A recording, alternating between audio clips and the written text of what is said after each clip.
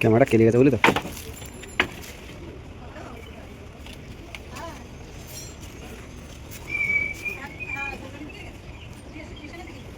তো হাই বন্ধুরা, good morning, শুভ সকাল। তো কেমন আছো? চলে এসেছি আজকেও আমি কাজ করতে। তো দেখতে পাচ্ছ আজকে আর একটা লেবার নিয়ে চলে এসেছি। লেবার বলবি না, কেলিয়ে দেবো, মানে এরকমই একটা ডায়লগ ছিল না? তো লেবার এটা মানে যাকে বলে জোগাড়ে, মিস্ত্রিদের সঙ্গে জোগাড় দেবে। তো চলো দেখতে থাকো। এদিকে মাচা ফেলা হয়ে গেছে, আর এদিকে দেখো আমাদের আরেকটা মামা, মানে পাশের বাড়িতে কাজ চলছিল আর আমরা বসেছিলাম। তো তারা তখন এখন কাটছিল, তো রডগুলো ঠিক করছিল দেখো। তো চলো, হাতুড়ির পর হাতুড়ি পিটিয়েই যাচ্ছে, তো কিছু করার নেই, কাজ ওখানে জোরে জোরে পিটাচ্ছে। আর তারপরে আবার চলে আসলাম আমরা যেখানে কাজ করছিলাম। দেখো লেবারটা বসে আছে। আমি বললাম, ভাই আমি যখন আছি তো অত কাজ করতে হবে না, আমি আছি তো, আমি একাই 100, তুই শুধু যেটা যেটা দিতে বলবো তুই সেটা সেটা দিয়ে দিবি। তো এদিকে দড়ি টাঙানো হয়ে গেছে, আর ওইদিকে দড়ি খাটাবে, দিয়ে সোজা তোমার মশলা ফেলবে, মানে মশলা ভাঙবে আর ইট গাঁথবে। তো চলো দেখতে থাকো। দেখো কলমগুলো আমরা করেছি, সব ভিডিওই তোমরা দেখেছো। তো চলো দেখতে থাকো। এখন গাঁথছে আমার মিস্ত্রি মামা। তো দেখো ইট কেমন ফেলে গাঁথতে হয়, পাকা বাড়িতে কি করে কংক্রিট কতটা কি যায়, মশলা তৈরি করতে হয় কি করে, বালি মশলা সব কিছুই দেখতে পারবে, সব কিছুই করবো এই ভিডিওতে। তো চলো, মামা গাঁথছে দেখতে পাচ্ছ সুতো মতো ঠিকঠাক করে। তো দেখতে থাকো ভিডিওটা, আমাদের কেমন ফেলে গাঁথছে, কেমন ফেলে একটা বিল্ডিং হচ্ছে, দুটো মিস্ত্রি দুদিকে কেমন ফেলে গাঁথছে। তো চলো, সব কিছু মানে মিস্ত্রিদের মধ্যে রাগারাগি হয়েছে না কি হয়েছে সব কিছু দেখতে পারবে এই ভিডিওতে। দুজন আলাদা আলাদা করে গাচ্ছে দেওয়াল, মানে দেখতে পাচ্ছ এদিকে একজন গাচ্ছে, ওইদিকে একজন গাচ্ছে। তো চলো দেখতে থাকো আমার ভিডিওটা।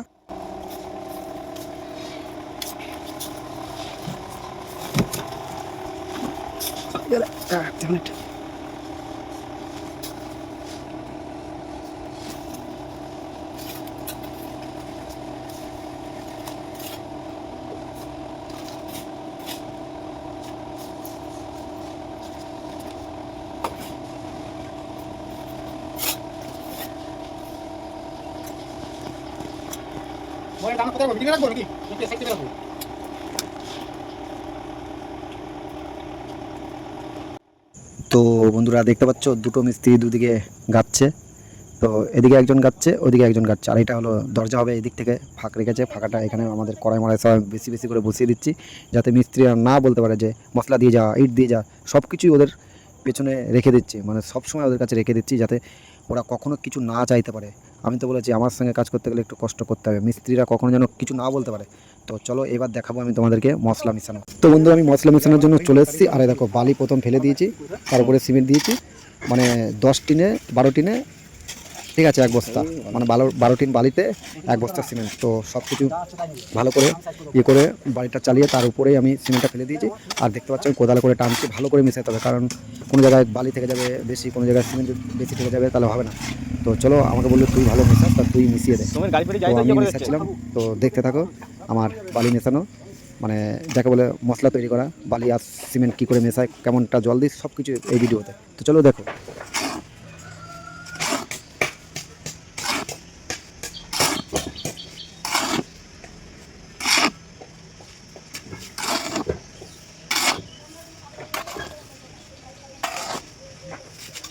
তো বন্ধুরা দেখতে পাচ্ছ একটা বাস কাটবে, এখানে কজন আছে, 1 2 3 4, 4জন, মানে ট্যান্সারে করে একটা বাস কাটবে। কেসটা হচ্ছে ট্যান্সার আটকে গেছিলো, এরকম না ধরলে বাসটা কাটা হতো না। আর বাসটা হলো কাঁচা বাস আর মোটা। তো দেখো বাসটা প্রায় কাটা হয়ে গেছে। আর এইদিকে আমাদের যে দেয়ালটা ছিল, ওই দেয়ালটা তো কালকে গেঁথেছি, তো আগের ভিডিওতে দেখেছো হয়তো, কালকে গেঁথেছি।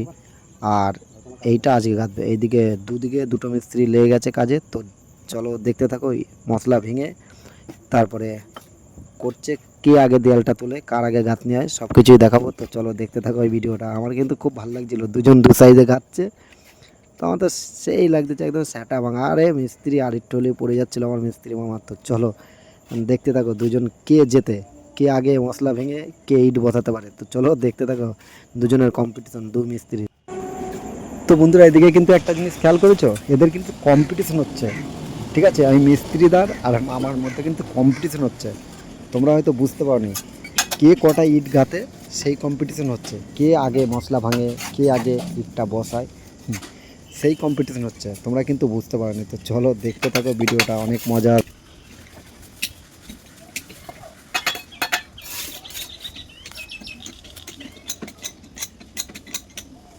হাত লাগ নাকি এবার